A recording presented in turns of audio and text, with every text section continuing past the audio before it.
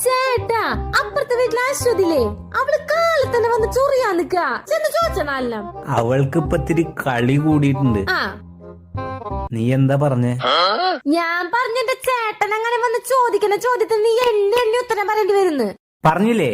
ആ, ഇനി ഞാൻ ശരിയാക്കി കൊടുക്കാം. അവൾക്ക് ഇപ്പൊ ഇത്തിരി ഇളക്കം കൂടിയിട്ടുണ്ട്. കഴിഞ്ഞ പ്രാവശ്യം ഞാൻ പോയി ചോദിക്കണമെന്ന് വിചാരിച്ചാ, അപ്പൊ അവൾ അവിടെ ഇല്ലാതെ പോയി. ഇപ്രാവശ്യം ഞാൻ കാണിച്ചു കൊടുക്കാം.